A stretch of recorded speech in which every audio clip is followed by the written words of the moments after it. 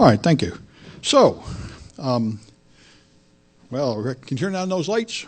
Reckon they will. All right. So, by the way, it's always going to be in the top two-thirds of the screen because I was sitting out there for the conference unable to see the bottom. All right. So I'm Sam Bound. I teach at City College, San Francisco. I've been teaching ethical hacking, which is pretty exciting. It was a big deal when I started about 7 years ago. And I was unaware of the fact that the only reason I was able to get away with it was because we had no upper management. That eventually got us in trouble, but it gave me a window of opportunity to do crazy stuff that no one would let me do.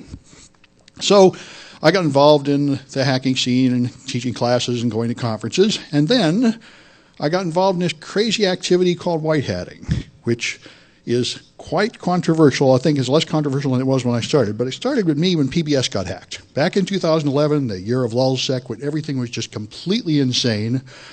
I got on an airplane, got off for like a 1 hour layover, read PBS had been hacked. I had time to tweet about it, then to jump on another airplane. By the time I landed, everybody was screaming at me that I shouldn't have tweeted about it. And it got me involved in this because I thought they've been hacked. Where's their data? And people said, why do you say they got hacked? Why, they might still be wide open. They might not even know about it. And I said, well, I didn't even think of that. Is it possible that somebody got hacked and they didn't even notice yet? They didn't even fix the problem yet? And I said, well, then time went by. They hadn't even taken down their servers. They don't even know they're rooted. And this is when I began to get a clue that there are often things that happen that are blindingly obvious to me and to the people I talk to, and the people at the other end have no clue at all, and nobody's telling them. This is when I said, is it possible that I am the only person in the room that will tell them? And that was true, and I found out that is frequently true. I don't know how much it's true now, but I think it's still largely true that things are well known in the security echo chamber, and nobody is telling the company because there's not anybody there that either feels any responsibility to do it, or the people involved are the square establishment, law enforcement, FBI, courts, and the people that know are nervous about talking to them. So I always emphasize to my students, make good law enforcement contacts early, make a clear presence as a good guy early so you have law enforcement people you can talk to and people in the government you can talk to so you're ready if you have something you want to say to them. So I did tell them, and they had no idea what to do, and I found somebody that agreed to fix their stuff for free and set them up, and they got it fixed, but it took them almost a month to close their SQL injection at PBS because they had no money. When the same thing happened to a big media outlet, I think CNN, they fixed it in one day. Of course, they have a lot more money. So this started me in this game. When you know something about somebody else's servers and they don't know, you can try to tell them. And this was considered highly controversial at the time. A lot of people told me who are security professionals, and I'm relatively new at it, never do this. You will do no good. They will not listen to you. They will prosecute you. They will blame you for hacking them. They will call you a bad guy. You'll get in all kinds of trouble and do no good. And I said, well, I think I'll try it. But this is kind of insane. And obviously only for someone too much time in their hands, or with me, students that need homework, which amounts to practically the same thing. So I'm not going to get paid. I'm probably not even going to get a thank you, but you might do some good. And the interesting question is, how much good can you expect? And I think it would help a lot for people to understand the answer is 25%. Only 1/4 of the people that you tell about horrible things will ever do anything about it.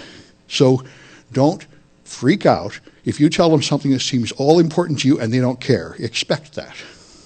Anyway, so there are laws, but the laws basically say that you can't run code on somebody else's machine. It's not complicated. I remember I taught ethical hacking, and people said, where's the lessons about ethics? And I said, well, the lessons about ethics are like one sentence.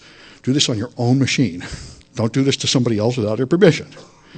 CISSP has a code of ethics, which I thought sounded really good, although if anybody knows even one case where these code of ethics have actually done any good for anybody, I would love to hear it.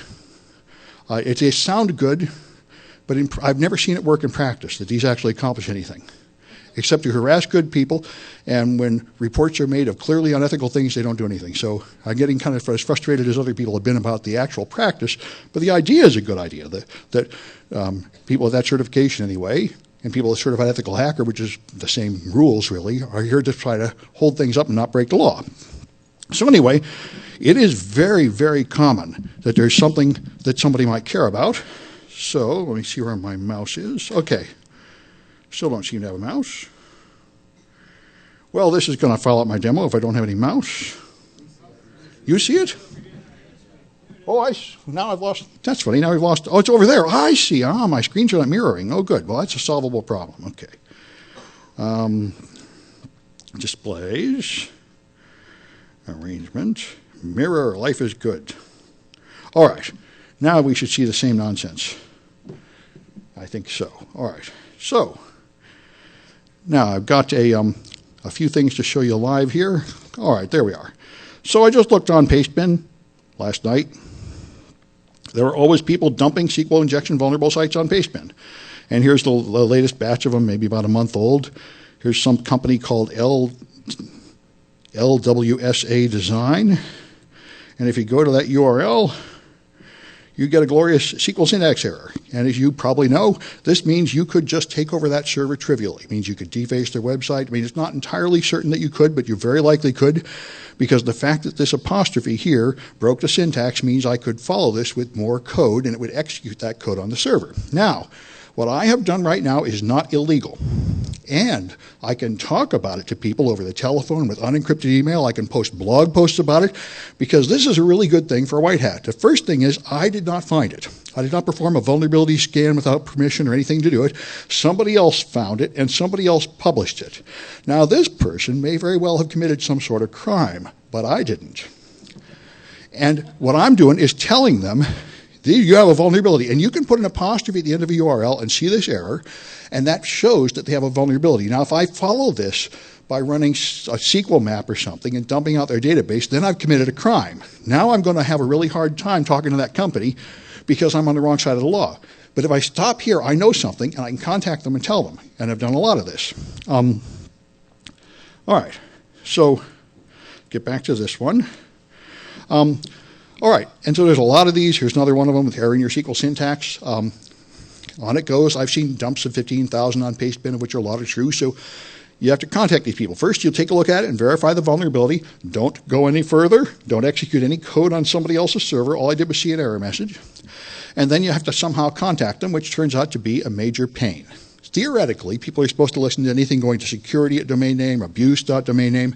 In practice, almost nobody does.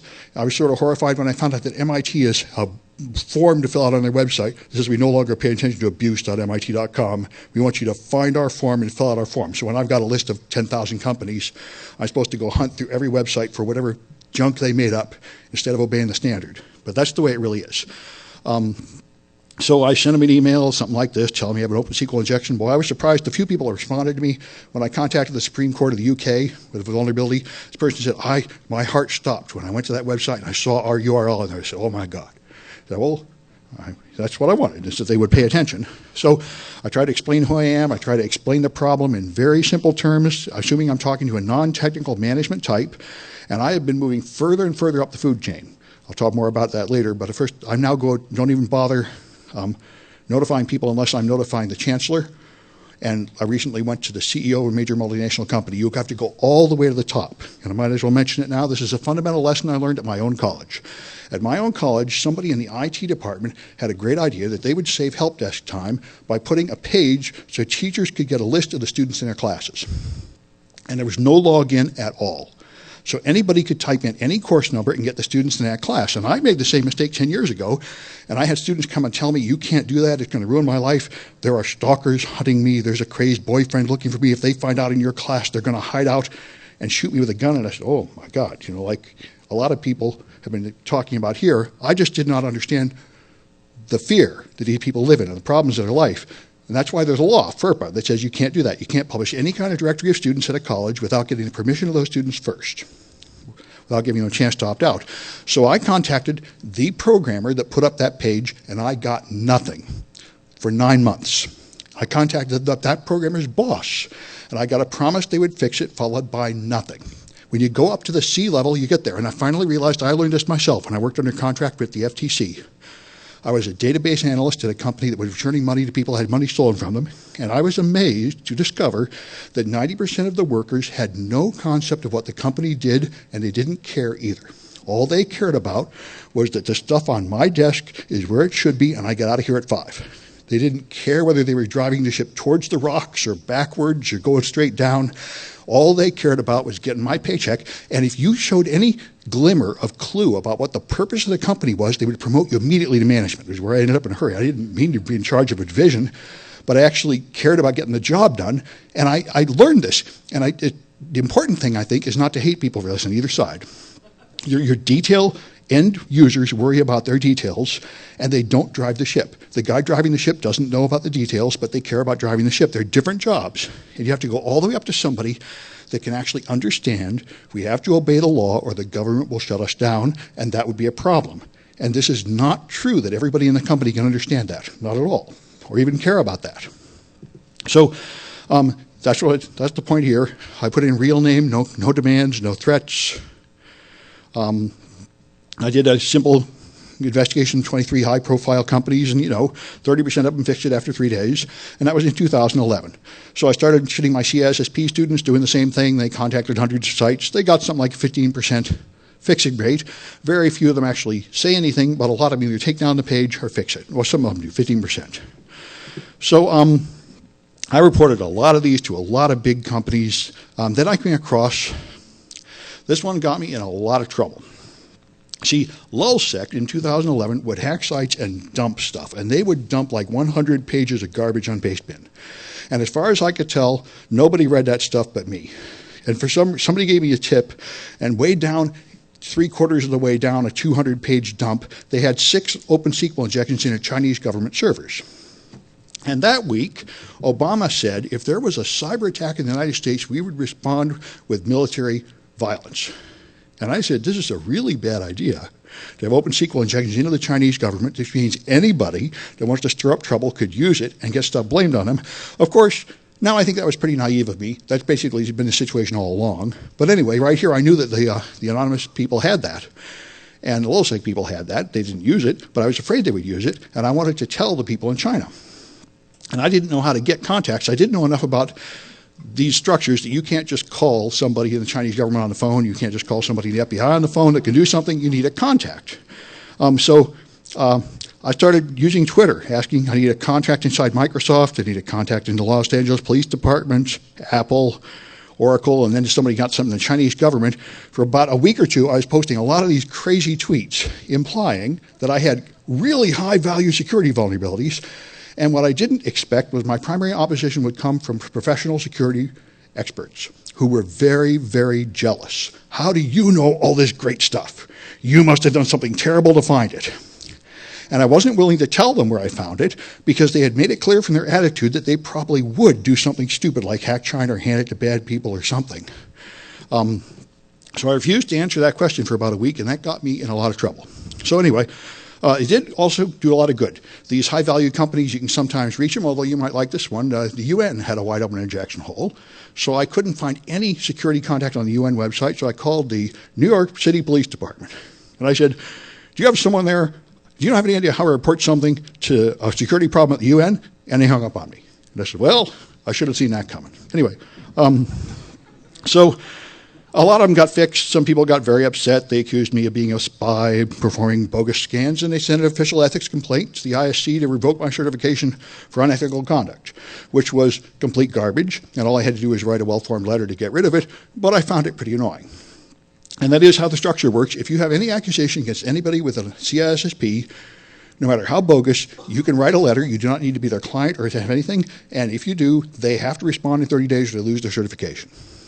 So anyway, that's the way it is. So let's talk about some colleges, because colleges are the worst.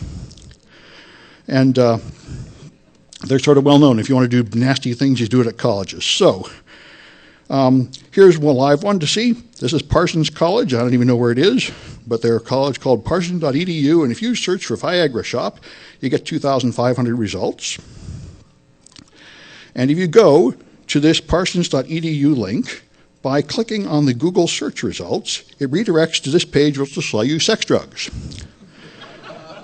But if you go to the URL at Parsons, you will get a blog of some sort with a post that is not the same. So this is a very interesting thing, and that's what caught my attention about this, is I found this is a bunch of colleges. This is, in my opinion, see, here I am. This is the problem with white hatting. I can't get inside. I can't get good data. But from the outside, it appears to me that this is far more than a defacement. This is active code running on a web server, because if I go to the same link from Google, I get here. if I go to this actual URL by copying and pasting it, I go here, which is still inside their website. And a lot of them concealed this. So if you were inside the college clicking links, everything works fine. It's only when you come from Google that you end up with the sex site. So this, what's that? It is. It's the referrer. But that means they have compromised the web server so much that they put active code and filtering the results to the web server. This is far more than just replacing a page. This is, it seems to me that's got to be active code on the web server. And therefore, it seems to me like this is a serious compromise. Somebody owns their web server anyway. No, but I guess I could. I could look for JavaScript here, but I don't think it's there. I think it's PHP somewhere on the server, but I'm not sure what it is. I've never been able to get any of these people to cooperate with me enough to get samples from the inside. I've been trying. Anyway, let's see. I don't know if I had another one here. Oh, yeah, so here's the 19 colleges I found at first. I later found a bunch more. But here's I found these 19 colleges around December last year, and they're green if they fixed it. They're yellow if they fixed it within 7 months. They're green if they fixed it within about 3 weeks. There's Parsons. These are the ones that's still infected, and there's the links. Berkeley put in there, a bunch of them.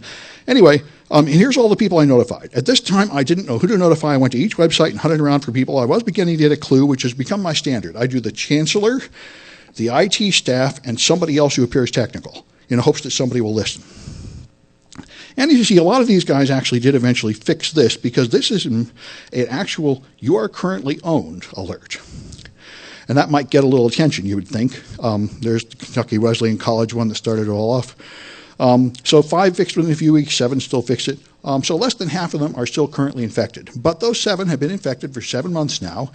And it seems to me that it is a fair statement to say for 7 months those web servers have been under hostile control by Russian criminals selling drugs. Because these pharma websites are very well known. They come from Russia. They pretend to be in Canada. It's a big scam. And the point, I think, is reputation theft. They just want to up their Google rank by getting your EDU pages to point to them. Anyway, it is, so I mean, you could say the college can still do its work, who cares? But I think it implies that those guys could traverse laterally through your network and steal more stuff, and just ignoring it completely is unwise because of this. California already lived through this a couple of years ago. Maricopa was a college in California. They got compromised in 2011. The security team went and found out what they should do, and they didn't do any of it. And so 2 years later, they got hacked again, and they stole all the data and dumped it out. And now they had a huge breach to report and apologize for and everything.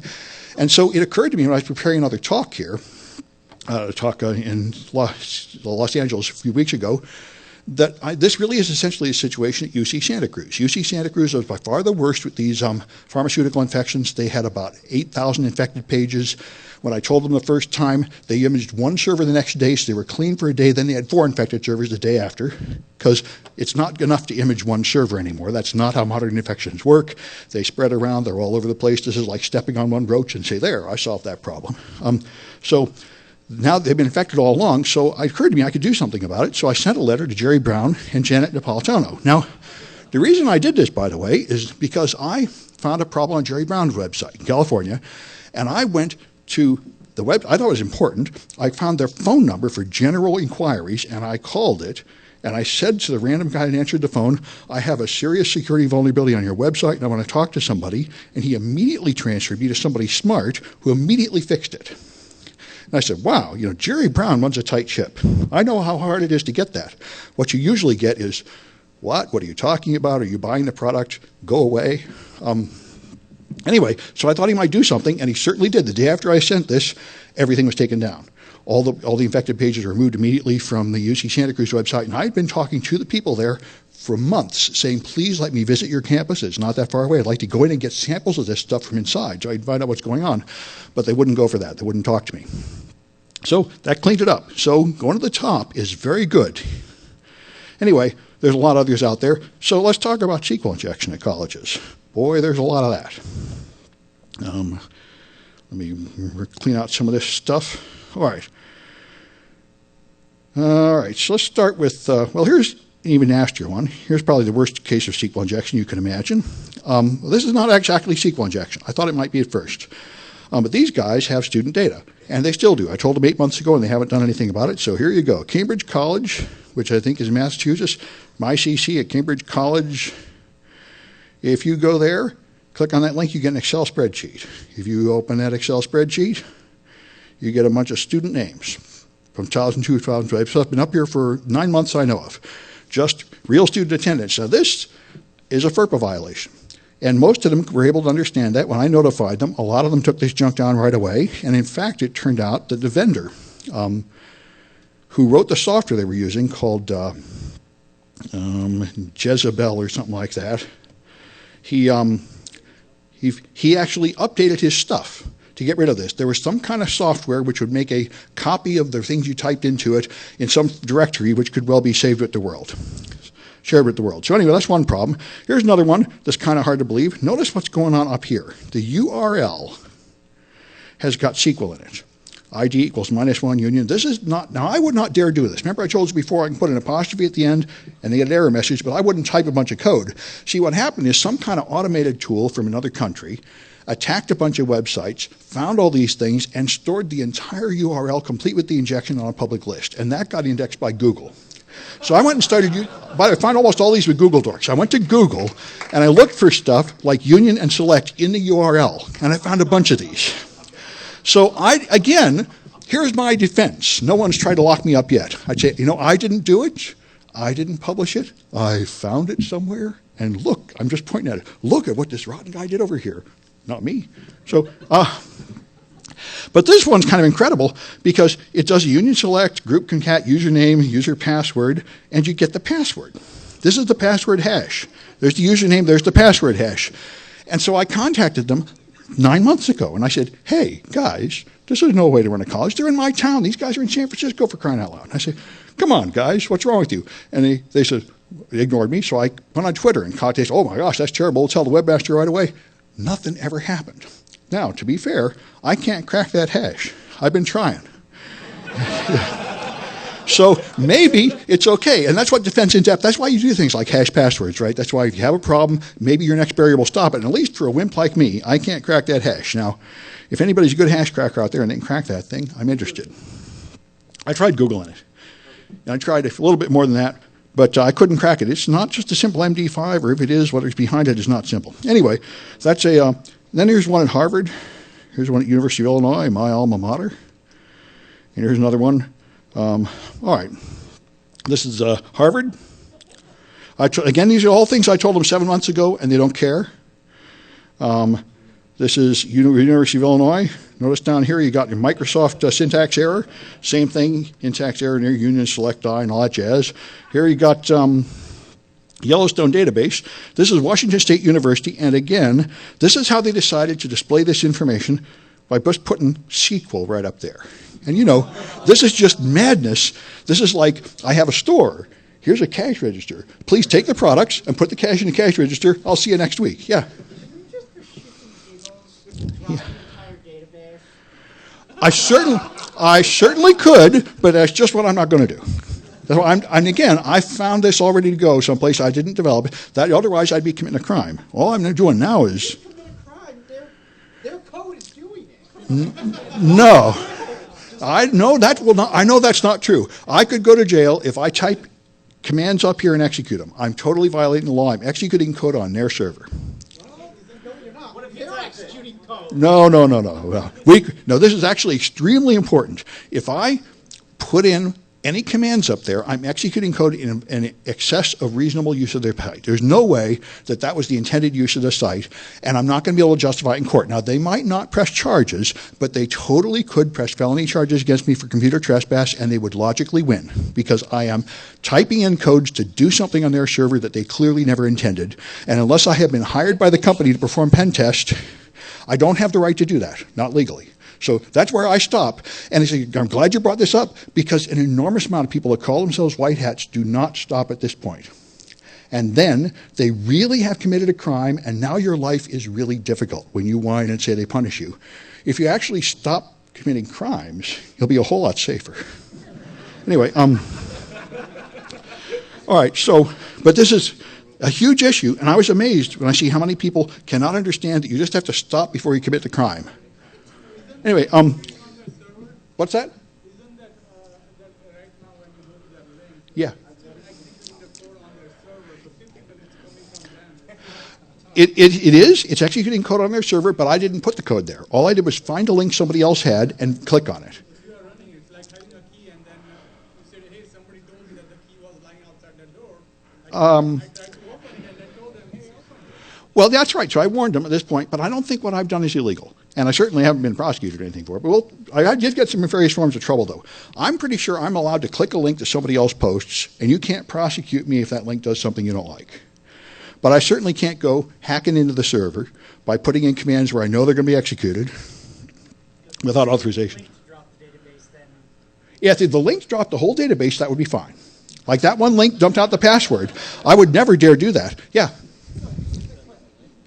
Just go back to your previous example where you exposed the user's password hash. Yeah. If you want to work out, you've obviously got the mistake there. If you want to work out the latency hash, Yeah. then use that to execute a log on. You're logging on as Yes. an existing system. You're not executing any code on the server. Well, no. Actually, I'm glad you brought this up. So suppose I take that previous one that showed the password hash, and I crack the hash. Now, I think I'm allowed to do that. But if I then log in with the hash, I've now totally broken the law because I've logged in with somebody else's credentials. This is like breaking and entering or picking a lock. I'm allowed to examine what other people post and what their site puts out when you send it, click on a link, but I'm not allowed to use it to go in where I know I don't belong. Yeah. Can you tell them that you crashed the password? Tell them that I what? Well, I would have told them, yes. I would have, if I could crack the password, I would say not only have you not a hash leaking, but in fact that password can crack that hash can be cracked. But I was never able even to get to that level of intelligent discourse with them. There seems to be just nobody at the other end. Anyway. Basically, you do have valid credentials and you're not actually changing anything on the system. Oh. It is still a breach if you use those credentials without having authority to use them. No. No. What you said is it a breach if I log in with someone else's credentials? And I would say probably not a breach in the sense that they have to go through a breach notification process, but it is certainly a crime and it's certainly a security event at their end. They will then have to spend a bunch of work trying to decide whether I took the confidential data out and how much trouble they're in, but I am hopelessly on the wrong side of the law now. I have totally taken a key I shouldn't have had and used it to go in where I know I shouldn't belong. Yeah, it's a crime. It's a crime, but it's not necessarily a breach. It's very important, though, and a lot of issues. Gray area of the law, right? This is a gray area of the law. Like, you're not really, you're executing their code. Whether or not Well, you construct a free we'll go ahead a bit. I think there's definitely a gray area, and I always try to stay completely on the white side because I represent a college that has deep pockets. So the point is, people tell me, why don't you download pirate stuff and have more goodies for your students in the lab? And I wouldn't even let them download pirate MP3s. I say, if you're going to do that, you got to do it at home. Now, I know it's not destroying the world, and you're not really going to get a felony. You're just going to end up getting a letter saying you have to pay a fine or something. But I can't do anything even a little shady on campus in part of my class because the college gets sued for that. So anything I do, I want to make sure it's 100% legal. So here's Brigham Young, for example. Their SQL syntax open. So again, about a quarter of these guys fixed them, and then the error rate fell to 0. So I just published all the links and everything, and nobody cares. So then, but I put this stuff on Twitter, and some people saw it, and so people started sending me stuff. And Stephen Veldkamp sent me his server log, saying he got attacked with denial of service. He got a big spike of traffic on one day here, and those things are all coming from WordPress bots. And he had the URLs and the IP addresses for them all. So I looked through them and found them, and I notified all those people. By the way, I made a mistake in my notification. I had 2,000 people to notify. I said, I don't know how to send 2,000 emails. I could try to figure out how to run some kind of mail merge, but I'm not sure I want to do that. I sent out 100 addresses at a time, 20 emails. And I put them all in the to column. This is not good because some of them will start replying all, and then you've got a bunch of spam, so I should have put it in BCC, and a bunch of them yelled at me about that. And yeah, okay. Anyway, one thing to know is whenever you do this, somebody's going to yell at you, no matter what you do. It's like you're telling them something they don't want to hear. So some of them are going to say, why did you tell us that way? Why didn't you tell us some other way? But anyway, you got to have a thick skin. But as far as I can tell, you need a pretty thick skin to have anything to do with the hacking anyway. So I found out this turned out to be the pingback vulnerability, which WordPress has known about for 7 years, and they don't care. They like it. If you want a WordPress blog, you can send a packet to it, which will then reply to a third party concealing your identity. It doesn't amplify the size by much, but it can be used to bounce things off. So the guy that sent me this traffic, I notified these people. They ran around figuring out what was going on. But they couldn't do much about it. Each individual WordPress user can turn off this feature, but the next time you update WordPress, it will automatically turn it back on again. WordPress really likes it for some reason. So here's the service that's being used called NetSpoof. You can go here and pay these guys money to get various attack tools. Here they are in NetSpoof. They have all these different attacks they can perform. And the cheapest one is renting those 2,000 WordPress bots to bounce things off of. So WordPress is providing a convenient DDoS anonymization utility, sort of like Tor, for us to use to attack people. And they know it and they don't care. They've known it for 7 years and they won't fix it. Anyway, so then open DNS resolvers to do the same thing. People can send DNS requests and they can amplify things by a pretty large amount here, like maybe up to 40 or 50 times. So these are used for really big DOS attacks. And there's an OpenDNS project that lists all the OpenDNS resolvers. So I went through them and I found all the U.S. colleges on the list because I primarily focus on them just because I feel like I have some communication with colleges and I kind of understand how things work at colleges.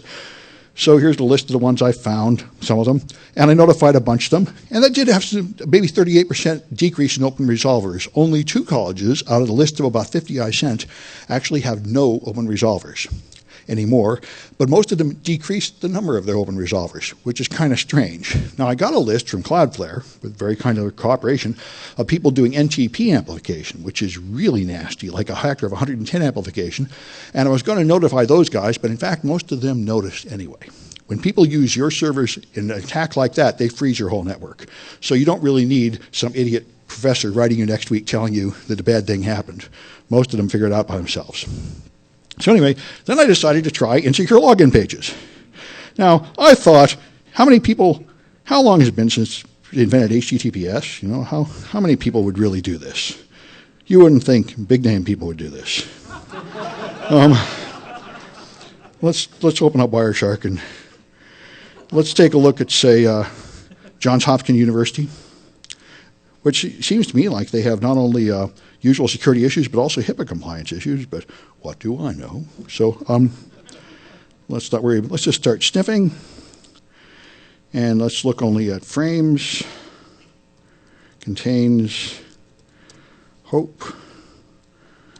Okay, and then let's log in with username idiot and password hope rocks and log in. Okay, and there it is. So Johns Hopkins University is sending my password up in this delightful fashion. Password hope rocks. You know, so this is like, and you know, you got these are all over the bloody place. Here's Stanford doing the same thing, and here's the list of them. Now, really, a lot of people have learned what HTTPS is, like 91%. There's only 9% of login pages I could find. I surrounded my Google that have it. But here's the 90 vulnerable colleges I found like 6 months ago, and there's quite a few big ones. So I checked them yesterday morning, early at Starbucks, and this is how many of them fixed it. Not very many. And these are the mixed mode HTTPS on an HTTP page, which is only a little bit better because you all know you can hit that thing with SSL strip or a bunch of other tricks. This is almost as bad as plain text. But I notified them, and a small number of them fixed it. But it's, what do you do? Like I say, you've got to have low expectations when you're going to do this white hatting stuff. A lot of big names are out there. A lot of people don't care. So again, notice these numbers. 28% have fixed it, 24% have fixed it. That's about what you're going to get. 20 to 30% response of people doing anything when you tell them. So then I was on the team to review DEF CON talks, not this DEF CON, but a previous one, which was a very interesting task. And one of the talks was about this thing called ActiveMQ, and I didn't even know what it was. So I read their proposal. They say ActiveMQ is middleware used to connect one computer system to another, and it's often deployed in a terrible, insecure way. And I said, I never heard of it. Let me just see if I can find some. So I went to Shodan, and I found some ActiveMQ servers. It turns out ActiveMQ listens on port 8161. So I went there, and I found some website with a bunch of data, and there was no login anywhere. You could just see the data. You could alter the data, delete the data, watch it go by. You're apparently, by default, logged in as administrator. So here's their log showing records going by. And when I looked at the records were checks, printing checks for health insurance.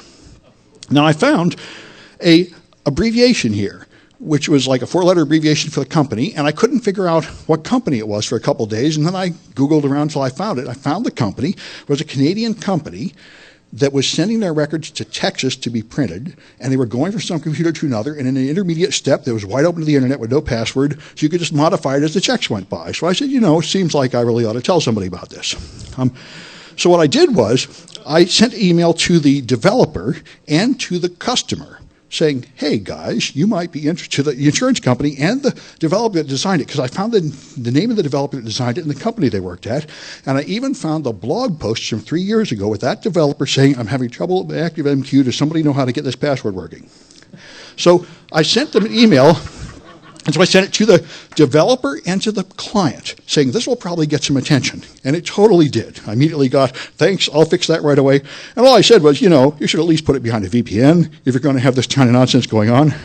And next time I looked, it was gone. They put it behind something, turned it off, And so that was great. So I said, I'm glad to see effective results coming out of this, so I feel pretty good. So next time I came across a small Canadian developer, I was at a conference. I don't know if this ever happened to any of you. I was going to talk, and the talk sucked. So I had nothing to do, so I was playing around on my computer. So I did like I usually do, go to Pastebin and see what the criminals are doing. And I found a bunch of these SQL injection websites, and I looked at it, and one of them at the bottom said, developed by WebSmart developers. And I said, really? I wonder how many other ones are developed by this guy. And it turned out 100,000 are developed by this guy, and they all have SQL injections. So I said, now I'm thinking, how do I send 100,000 emails? Should I even try? What should I do about this? So I thought about it, and so I sent the first loop, just like the last one. I sent him a note, and I sent it to I tried 14 right there while sitting in a boring talk, and out of the first 14 I tried, 11 were vulnerable. So I contacted those 11 and the developer and said, hey, I think the rest of them might be vulnerable too, and you really ought to look at this. So this guy did not respond well. He doesn't appreciate me contacting clients directly. That's very unprofessional. I had an ultimatum. See, I thought I would tell him, I'm not going to sit on this forever. I'm going to wait like a week, and then I'm going to tell the press. Or 2 weeks or something, I said. That was terrible. You didn't want to hear that. My scare tactics, he's going to notify my superiors. I have no right or authority here. Now, I don't need authority to send an email to some guy in Canada. He can just throw it away, especially if it's true. I do not understand why this guy thinks he owns his customers and they're like his children to be protected from my abuse. Anyway, any further correspondence must be directed only to him. And you're well outside the mandate of his employer. So I said, did I really step out of line here? I mean, I thought I was doing the right thing, but I've never touched anything this big, 100,000 customers. So I contacted people I knew that were famous in the industry. Is somebody at a huge company with experience know what I should do here? I contacted journalists. Most of them ignored me. One of them said, well, you didn't work with the developer. You're wrong. I said, then anyway, so they mostly ignored me. One gave me a very nice, very polite letter. And I looked at that and said, boy, I really don't feel this nice towards this guy. But you're the pro. I'll try it your way. So there's this letter. I'm happy you responded. We got off on the wrong foot. I felt it was reasonable. Let's move forward cooperatively. And I said, I got a bad feeling about being nice to this guy. I think it's like being nice to a prison bully. And what happened is this made him madder than ever, which is kind of what I thought would happen. After that, he sent me a response saying, you're the real Sam Bound. Somebody's impersonating you, harassing me. This can't really be you. And then, without telling me, contacted my department chair to begin trying to get me fired. Now, thankfully, this is not my first rodeo. In 2011, I got in a lot of trouble. Several people tried to get me fired, from Gregory Evans to a bunch of other people. Sent emails to everybody telling them I was a racist and whatever they want. And I warned everybody at the IT department and administration, this is going to keep happening. Just get used to it.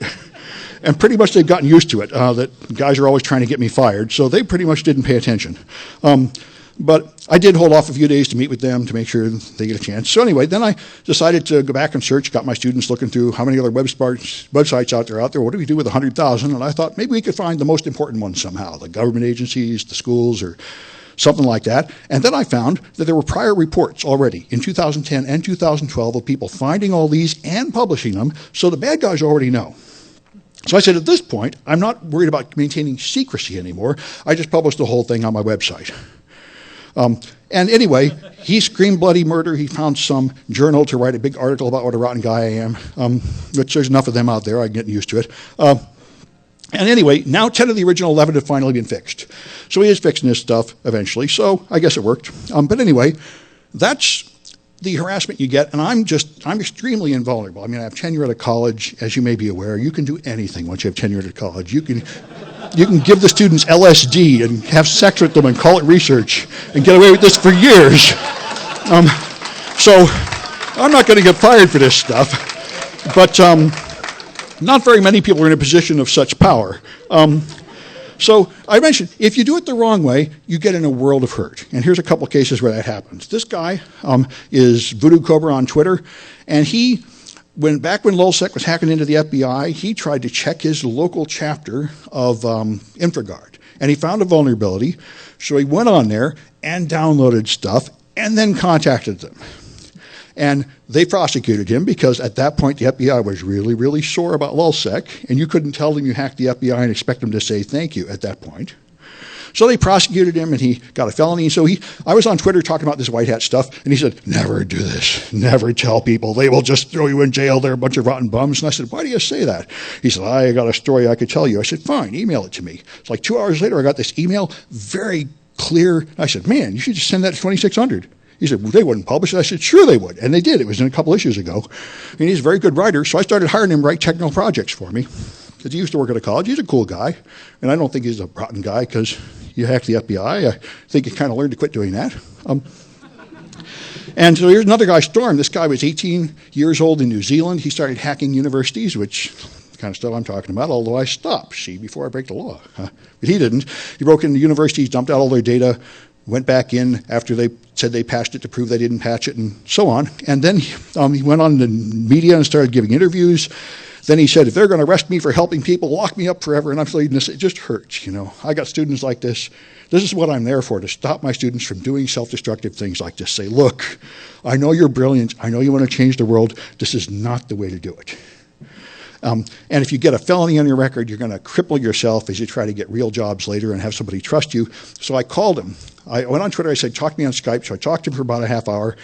And I talked, you got to knock this off. I said, what you doing? You're playing Russian roulette. He had a website with all these people he'd tested, and then he listed his clients. And I said, what's going on here is those are your victims. Those are not your clients. They didn't authorize your tests. You hacked into them, and they didn't happen to press charges. But this is Russian roulette. You're just waiting for the one that will press charges, and then you're going down. And on top of that, he dropped his anonymity. He published his real name. And I said, look, there are clowns like the Jester that do this, and you can't stop him because you can't find him. And then there are people like me that put their real name on everything and don't break the law. Now, if you do both of these things at the same time, this is not a successful strategy. You got to do one or the other. So if you're going to put out your real name, you got to quit breaking the law. That's how it works. So he said he would, and the next day he said, Sam Brown is an arrogant asshole telling me what to do. I'll just go on and do it again.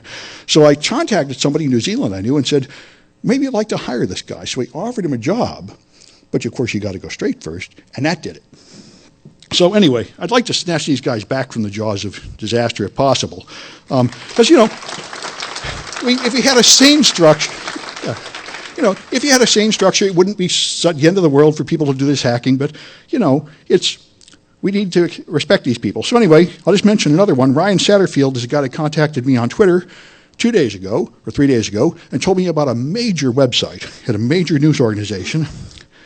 And he said, these clowns are using WordPress 3.4.1, 2 years out of date. Now, as you may be aware, WordPress all by itself is pretty much a security nightmare.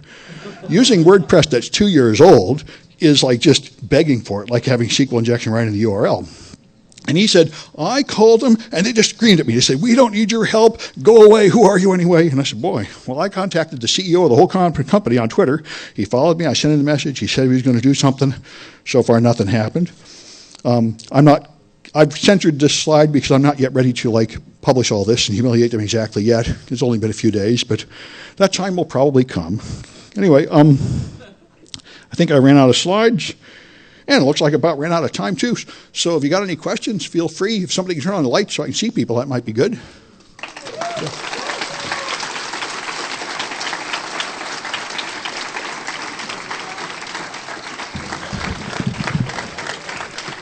But I really appreciate the questions that already went by. You already hit on the topic points. This is a huge issue. People don't know where the law is. I don't get it. I guess my parents raised me worried about breaking the law more than other people. Yeah. Actually, an interesting legal question I have that you might know the answer to. If you disclose responsibly a vulnerability to, let's say a bank, something really big, right? And you disclose this, and they just say, screw off, we don't need your help. And then 12 months later, there's a huge loss of, data, money, etc. Do you know, has anyone ever been held accountable for ignoring that? I'm not aware of a case like that. I do know, that Maricopa College thing was very close to that, and I think I heard that Facebook got sued for having their entire user database behind the password happiness, so it all got stolen. I mean, if you just had a bank and you didn't close the vault at all and just left it hanging open and somebody stole the money, you would get sued. And we're getting to the point where there will actually be some kind of minimum responsibility required or you get punished. You remind me of something all important. Last week, or a couple weeks ago, I was looking around on the internet and I found an FTP server that had a defacement, a single file called woot with like 10 zeros in the middle was on the FTP server. And I searched, and there's this is happening in Microsoft FTP servers. There's about 150 of them with this woot file on them. It's some kind of attack, and I don't know exactly how it works. But so I looked at a university with the woot file, and then I said, you've been defaced. You've got a woot file on here. And then I said, what are these other files on here? And they were medical data from patients. It was a medical teaching college, thousands of records. I said, I was going to tell you about that woot file, but let's just forget about that. And this is why I gained respect for HIPAA. Now, a lot of people in security community say HIPAA is no good because it doesn't mean you're secure enough. But what it means is somebody cares. I sent an email to their HIPAA compliance office, and that thing was down in 4 hours. So that's what the benefit of compliance is. It means that somebody's listening. Anyway, go ahead. If you haven't dealt with an independent software vendor that treats their customers like their property before, you haven't been around that much. They all tend to do that. However, my actual point was it goes without saying that you need to communicate very clearly when you're reporting these. I think you have, obviously, but I got, of all things, emails from AWS a while back where they said, you have a SMTP relay open. No, I don't. We went back and forth like 16 times, and finally we actually meant you have an open resolver, but every single email we sent you up to this point actually said open SMTP relay. Oh, yes. Because they tried to overload the one process with a different vulnerability. Also, that's a huge issue. You need to communicate in writing. One time I verbally reported a vulnerability to a business partner site, and then with their VAX, and then they tried to get me fired because I actually bothered to log in with /no command on VMS or something, whatever. Well, you remind me of something else I wanted to mention. I recently found a vulnerability in a bunch of routers, and I made a video showing it, and that is extremely effective. I don't hate videos myself, because everywhere I go is too noisy. I like pages with instructions. Nobody reads that. I made a 3-minute video. Here I am, trashing your router. Man, in one day, they were able to reproduce it. When I send in something with 10 steps on a page, they say, our team can't reproduce it. So, man, I've learned my lesson. I'm sending in video vuln reports these days. Yeah. This kind of brought up something interesting, which is that I probably have signed up for things that are run by morons, and we all have. I have a couple websites, and I'm most likely morons. So they're really two of the same things. Before I go ahead and sign up for a new web service, how do I make sure they're not idiots? What are some basic tests? And B, if I have my own site, what are some basic attacks that I can run on myself? Well, the first part is very clear. Don't trust anybody. Nobody is safe. The security companies get hacked. The government gets hacked. Everyone is getting hacked right and left. Just assume that anybody you're dealing with is going to get hacked periodically. The best thing, of course, is to use a password manager. Somehow have a variety of passwords so you know which ones are more important than others. To protect your own site, there's usual stuff you can do like the OWASP Top 10. There's services like Sakura. I don't know how good they are, but they'll do an attempt to scan your site. The vuln scanners are pretty weak, but there's the usual stuff. SQL injection is the number one thing. I mean, I remember I went to a talk and the guy there said, forget the OWASP Top 10, we'll just do the OWASP Top 1, SQL injection. This is nonsense, let's get rid of it. And that you can attest by just putting strange things in the field, largely punctuation marks. Thanks. Okay, yeah, go ahead. What's your opinion on bug bounties? Are you for or against them? I'm for them, and this is wonderful. I'm glad you brought it up. Everybody should have either a bug bounty or at least a vulnerability disclosure policy.